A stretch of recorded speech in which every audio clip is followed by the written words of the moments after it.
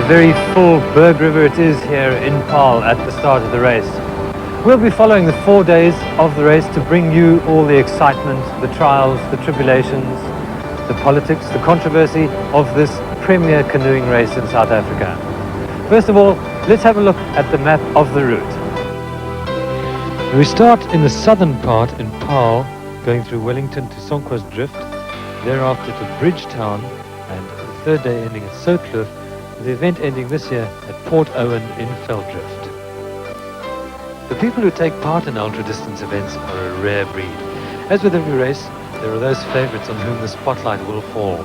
In this case, river conditions will no doubt affect performance, and tactics will change accordingly. Ek dink op die oomblik is die verhouding tussen die Transvaals en Noord-Transvaal roeiers baie goed en weer die manne waarmee dit gaan en kan ons baie goed saamwerk. En ek dink is 'n voordeel wat ons het bo die ander provinsies op die stadium wat maar bietjie apart is teenoor mekaar. Sterkte binne die renners en ons sien die bietjie later. Another Transvaaler who had high hopes last year was Reiner's brother-in-law, Henk Watermeer, who dropped out on the first day and had to be taken to hospital. But he had of course come well prepared this time round, determined to paddle his own race. Ek ry die reisies, ek ry nie saam met iemand anders nie. So almal wat by my is, dis hulle mens maar gebruik met jou voordeel. Maar ek het niemand spesifiek saam wie ek kan ry. Someone all eyes were on was defending champion Graham Monteith, strong and very motivated. Oh, nervous of course, Steve. Looks like we're going to have good water, good weather.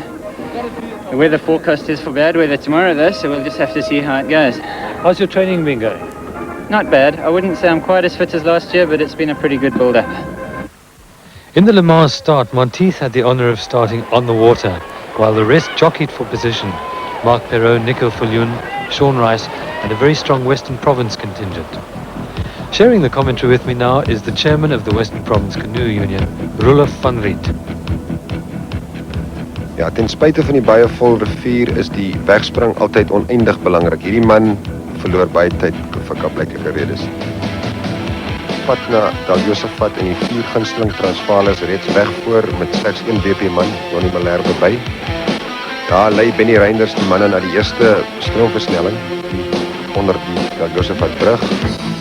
Lydia het Donnie Malherbe omgeslaan en die wedvaart moontlik verloor. Die dag veilig deur. Die WP manne kort op die hakke, Robert Clegg en die ander manne. Hier kos het mooi roei. Daar. Robert Clegg. En nou is het uithaal. Henk Watermeer op sy glystroom. En die lei die logblug. 'n uur se roei so wat reeds verstreke en hy voorste 4 manne reeds 'n goeie voorsprong opgebou, al 4 Transvaalers. By die stadium maak Perrault voor, Benny Reinders regs van hom, Graham Monteith, Lydia se wenner in sy geel trui.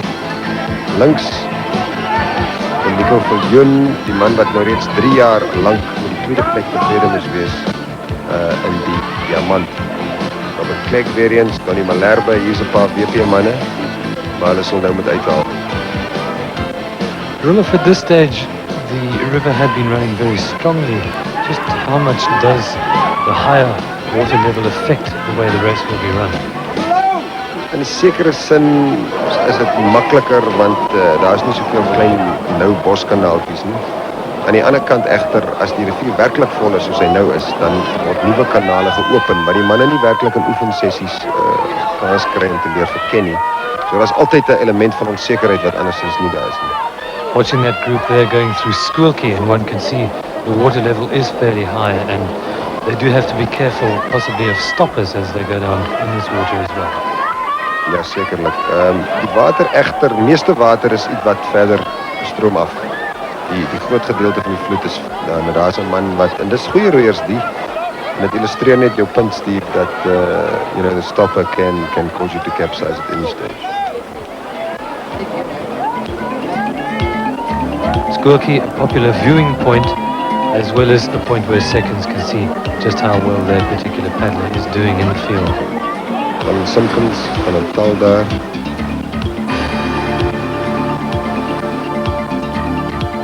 By Olyfboom, altyd tradisioneel ook een van die kykplekke. Daar is Graham Monteith met sy geel trui gemaklik voor Benny Reinders kort aan sy linkerkant.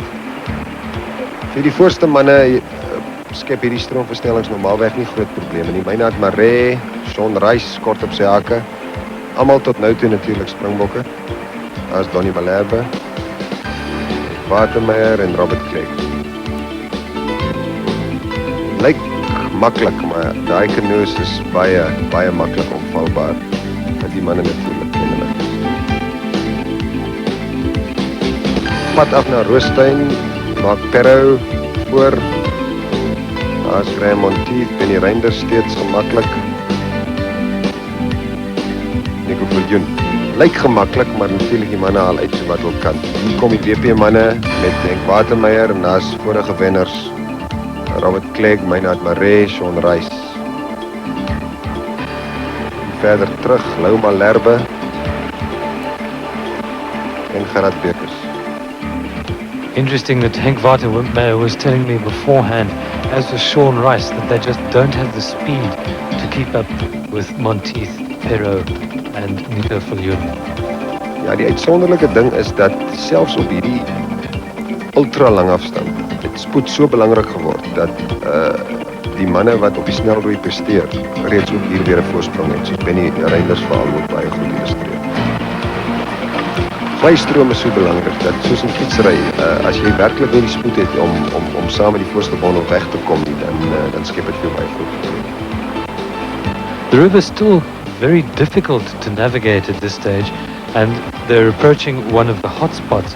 There have been fewer hotspots this year, but the prize money certainly increased. The first hotspot, just beyond Hermon, is the series Fruit Juices hotspot, and the first prize of 1,000 rand going the way of Graham Monteith, as he goes through first with Perrow and then Nico Viljoen, and finally Benny Reinders in his way. Die tweede groep, geleid deur Sean Rice, hulle het nou kontak verloor en tensy hulle nou baie vinnig gaan inhaal, is die wedvaart waarskynlik vir die manne verloor. The river, as one can see from those vineyards in the background, very full. The Berg River really has had a great deal of rain in the last few days.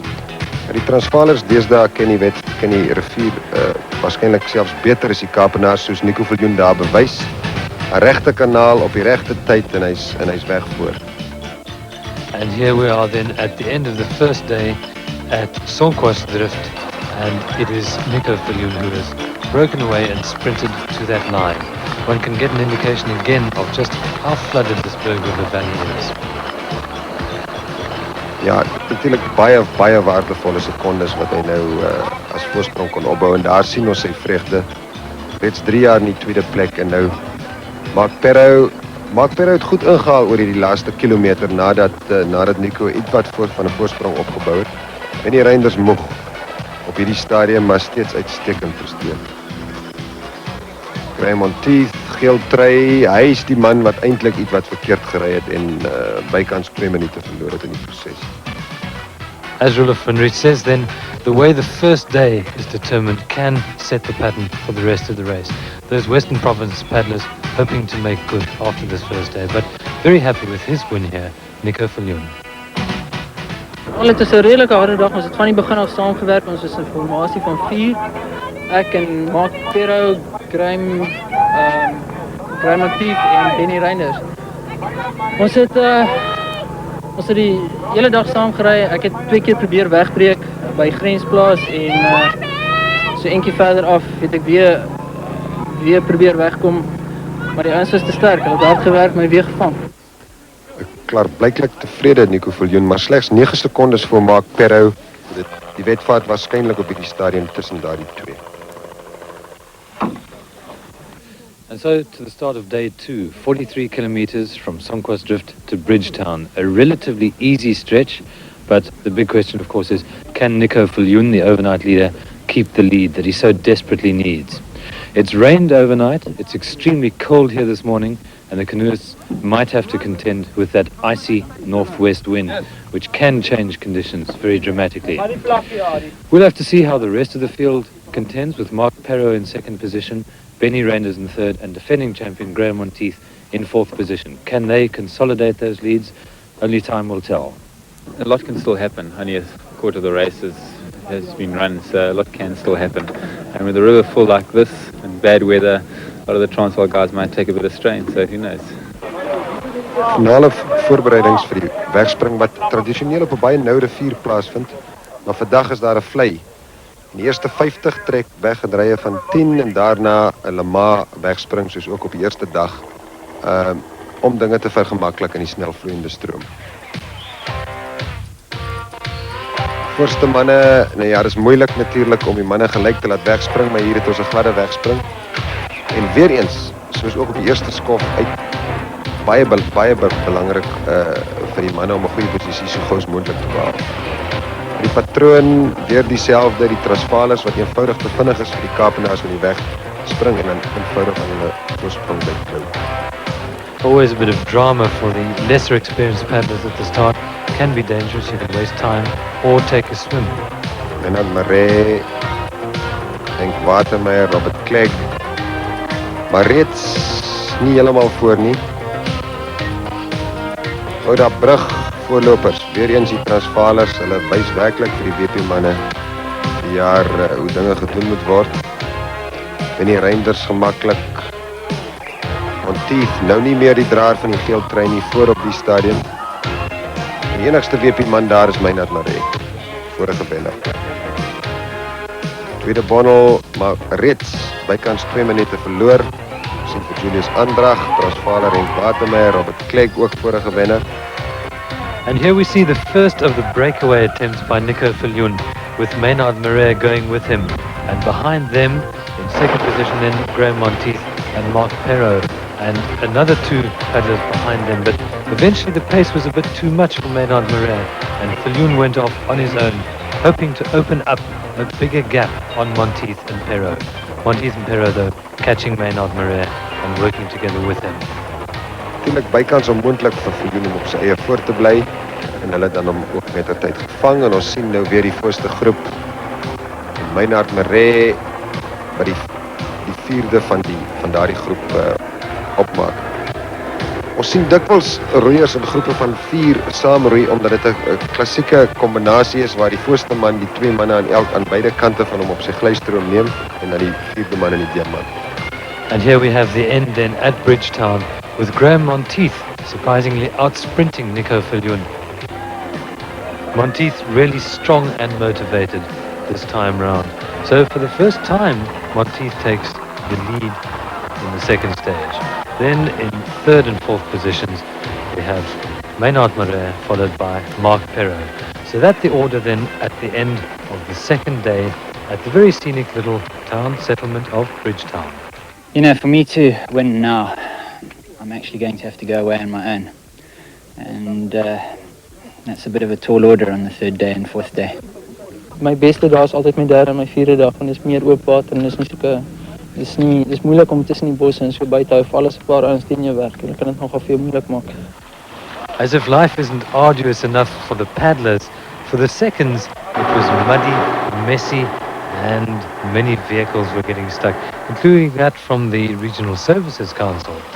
But seconds finally did manage to get into the camp, and then of course a matter of finding the right place to lay down that aching body. Some lucky to get indoors where it's dry and warm, and for the boats of course they have to spend the night outside.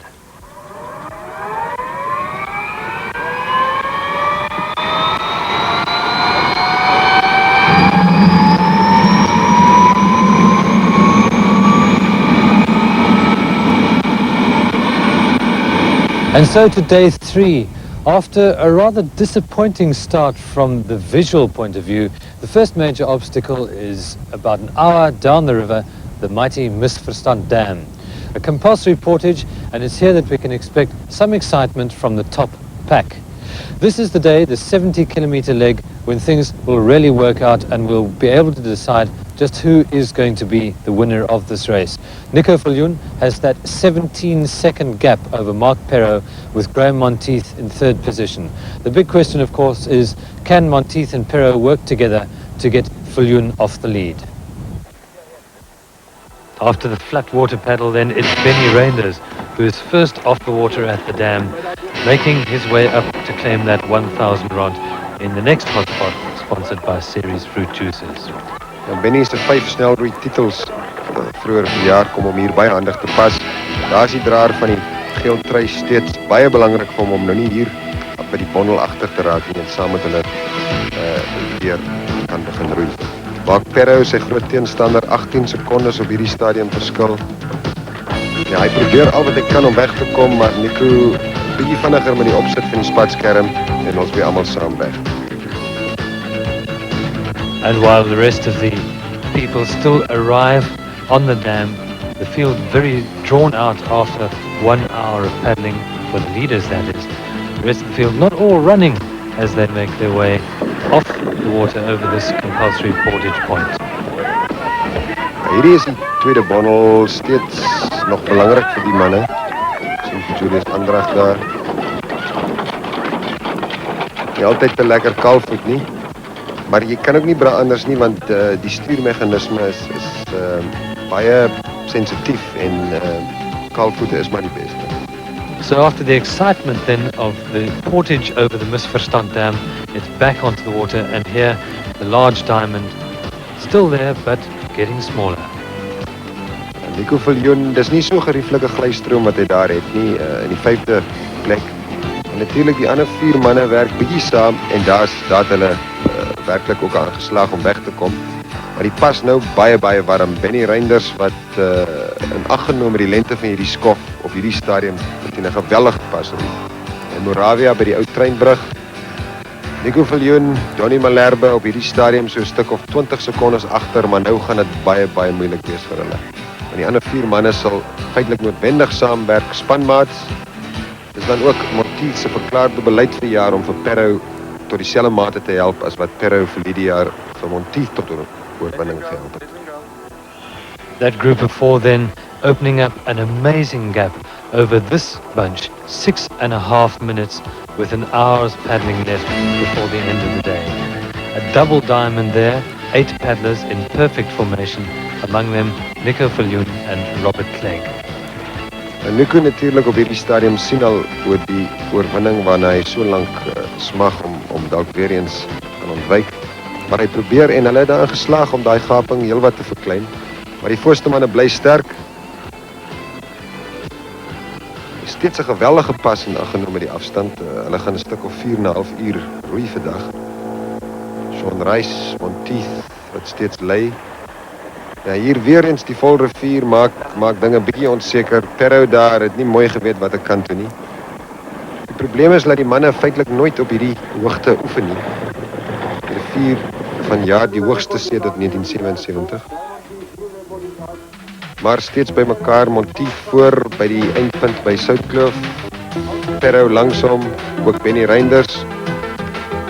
Viljoen nog nie in sig nie en dit beteken dat Perro nou die nuwe voorloper word.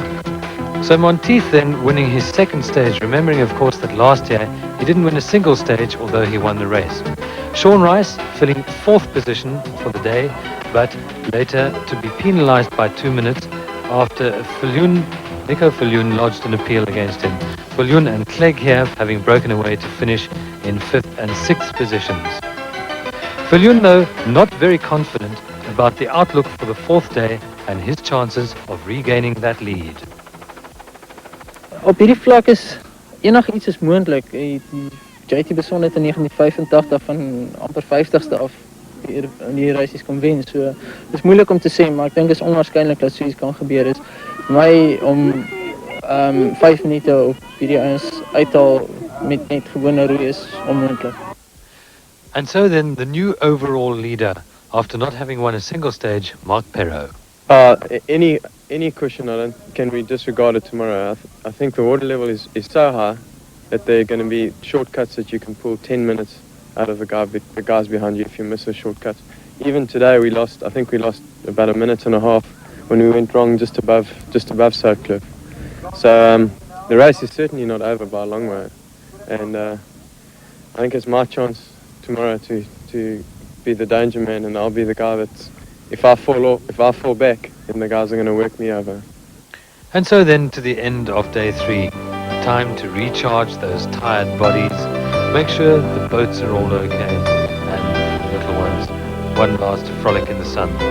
A look then at the leaderboard. Mark Perrault, a very clear lead over Graham Monteith, Nico Viljoen, with Benny Reinders in 4th position, and Maynard Marais moving up to 5th position after the appeal against Sean Rice had removed him to 6th position. Dit is Saterdagoggend 14 Julie en dit is sonsopkoms hier by Soutkloof waar die laaste skof van die 1990 Bergrivier Canoe Marathon plaasvind. Die waterplaat hier agter ons was vroeër jare nie hier nie en daar word gedebatteer deur die gesoute kanoevaarders of dit die hoogste is sedert 1977 of 22 jaar gelede. Maar die groot vraag is of die voorloper Mark Perrault vir jaar se Canoe Marathon gaan wen sonder dat hy 'n skof gewen het. En Nico Viljoen, ongelukkig 3 jaar agtereenvolgens in die tweede plek. Dit lyk asof hy dit nie vir jaar gaan maak nie. En dan natuurlik die vroue afdeling waar dinge net so interessant verloop. Marinda Hartzenberg, die KWV Bergrivier koningin, lyk of sy vir jaar ontroon kan word, want Dean Simpson is meer as 4 minute voor haar. Dean Simpson van die Westelike provinsie. Maar kom ons sluit aan by die begin en kyk hoe word daar vandag in hierdie digte mis, wat natuurlik die rigting so bietjie kan kwytmaak. Hoe word daar gevaar deur die kanoevaarders? Ja, die nag was koud op die walle van die berg en het min simpathiegebied vir die uitgeputte roeiers wat die laaste skof moes aanpak. Vir 'n handjie vol wag daar pryse en prestasies. Verander net die lekker gevoel van klaarmaak om te kan sê ek het die 1990 Bergrivier getem. Die water is koud en die spiere tam, maar die wil om te oorleef kan nie gedemp word nie. Die gesoute roeiers is deeglik daarvan bewus dat die brug by Veldrif nie vir jaar die eindpunt van die Bergrivier Canoe Marathon is nie, maar dat daar 2 kilometer bygereken moet word by die 55,9 kilometer van die verlede. Die eindbestemming is vir jaar by Port Owen, waar 'n eerste prys van R6.000 die beloning op 4 dae se inspannende roeiwerk sal wees, terwyl daar ook nog 1.500 bygevoeg kan word van die Port Owen snelpremie wat in die wenner se skoot sal val. Benny Reinders wat onmiddellik die pas aangee en dit is Monteith wat op sy glystroom sit, met Mark Perrault ook in die voorste bondel. Nou Mark Perrault het verlede jaar 2 skofte gewen, terwyl Monteith glad nie 'n skof kon wen nie, maar die 1989 kampioen is. En dit is regstreeks aan die roeiwerk van Perrault te danke dat Monteith die 1989 Bergrivier koning was. En nou vra almal die vraag en dit blyk ook so dat Graham Monteith vir Perrault gaan lei tot 'n oorwinning. Verlede jaar se kampioen Graham Monteith.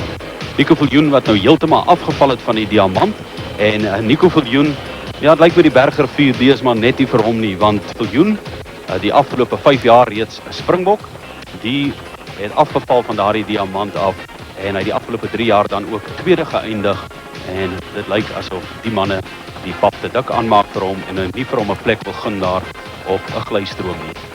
Na 'n bietjie meer as 'n halfuur se roeiwerk steeds Monteith wat regs lei, maar aan die linkerkant is daar 2 voormalige kampioene, Robert Klek en Maynard Marais wat 2 van die 3 diamante lei met die ander man Gerard Bekes aan die voorpunt en die linkerkantste opsie uitoefen. Regs dan steeds Monteith en Perrault, Reinders en Rice en hulle is nou by Kersefontein die opstal in die agtergrond. En dan is daar weer die Westelike provinsie se Robert Klek, 'n voormalige kampioen, die wenner in 1987 wat 'n pragtige breekpoging mee vorendag kom terwyl Graham Monteith wikkel om daardie boot so vinnig as moontlik aan die gang te kry en sien dat hy so 'n bietjie tyd verloor het teen Robert Klek wat ondersteun word deur Michael Cheeseman van die Aitjies en Graham Sickel van Skiereiland. 1986 en 1987 springbok Robert Klek na 'n uur se roeiwerk net onderkant Kersefontein die voorloper. That lead then obviously very short-lived because the group of 6 reformed and Viljoen was unable to consolidate on that lead there. Here we have another situation where navigation skills are of vital importance. In this case, the group wasn't split. They were able to reform again afterwards, but because of the very full river conditions, any path could lead to that finish at Port Owen. Steve, dis weer 'n geval van die binnelandse roeiers wat gewoond is aan die platwater. Die Transvaalse kontingent wat hier kom deelneem met aan die Bergrivier. Dis ideale omstandighede aan die een kant, maar aan die ander kant die plaaslike manne en ons het dit vroeër gesien toe daardie 3 diamante gelei is deur 2 WP kampioene van die berg vroeër jare, dat die rivier lees vir die WP manne maklik is, maar hierdie platwater weer die Transvaal manne bevoordeel en die snelroei manne soos Benny Reinders byvoorbeeld baie bevoordeel. Yes, the flatwater paddlers looking forward to the stretch, and you saw earlier there how they had actually marked some of the fences to take their shortcuts. The next point, Oordra Plek, and here Benny Reinders put in the most incredible surge, and it was at this point where those who were able to stick with him through the hyacinth there managed to do so, but Nico Viljoen fell off the bunch at this point. Ja, ons moet ook 'n slag kyk na die vroulike roeiers hier, Marinda Hartzenberg wat die afgelope paar jaar die Bergrivier gedomineer het, wat baie sterk roei, en dit is haar 8ste Bergrivier, maar sy kry vir jaar 'n enorme uitdaging van Dean Simpson van die Skiereiland Canoe Club, en dit lyk asof sy nie vir Dean Simpson gaan inhaal hier op die laaste dag nie. Yes, interesting at this stage, Marinda Hartzenberg leading Dean Simpson, but Dean Simpson with a good time advantage there. Into the final section, the leaders, a group of 4 again, take a channel, and this is now with barely kilometers to go before the finish, and at this point they have very successfully dropped Nico Viljoen out alone on his own, with Sean Rice even further back, but Viljoen struggling to keep visual contact with the leaders at this stage. Viljoen wat dan afgeval het, en agter op die diamant is dit Graham Montier voor Robert Klek, en die Reinders regs, en aan die linkerkant Mark Perrow. Nou word die Velderbrug genader. Dis die tradisionele eindpunt wat dan vir jaar met 2 kilometer verleng is, en verlede jaar het Robbie Herreveld, die junior eerste, sy bootse punt daar deurgesteek om die skof te wen met Montier wat die KWV Bergrivier Canoe Marathon kampioen was vir 1989, maar vir jaar lyk dit so 'n bietjie anders. A very difficult stretch, this last 2 kilometer paddle into Port Owen Marina. It's at this point that the race is run, and yet there is that last desperate stretch for the line, there being a hot spot here with 1,500 RON, sponsored by Port Owen Marina. And it's Benny Reinders, the national sprint champion, who is going to show the rest of them just how that final surge is done. A bit of an effort there from Graham Monteith, but Benny Reinders wins this stage and the hot spot. Port Owen snelpremie wat dan gewen word deur Benny Reinders hier in sy 9de Bergrivier Canoe Marathon, en hy slaan R1,500 los. And a very lonely 5th position finish for Nico Viljoen, the man who just cannot win this Berg River Marathon. But up front, congratulations all round. En die stewigste handdruk wat gaan aan Mark Perrow in sy 5de Bergrivier, 24 jaar oud van die Natal Weermag, verlede jaar tweede geëindig en 2 skofte gewen, vir jaar nie 1 nie. Sy vreugde is groot, en Steve Britton het met hom gesels oor die vreugde. I was paddling within myself. We were going as hard as we could because we opened up a very big gap. So we were happy with the way things went. Mark, what about the pressure on you wearing the yellow jersey on the 4th day and not having won any stages? How did you feel this morning? I was very nervous this morning. I was more nervous about making a mistake than being beaten on the water. I was fairly confident about being able to hold my lead on the water, but very worried about taking a wrong channel because I definitely don't know the river well enough, especially at this level. Die Bergrivier koning Stefan Hugo se rekord aan Vlaarde, 'n pragtige oorwinning, die ou rekord van 13:41:24, is hier verby. And so then, after 4 days of great excitement, very varying weather conditions, a very full river, exciting paddling, we come to the end of this Berg River Canoe Marathon. So from Veldrift, we return you to the studio in Johannesburg.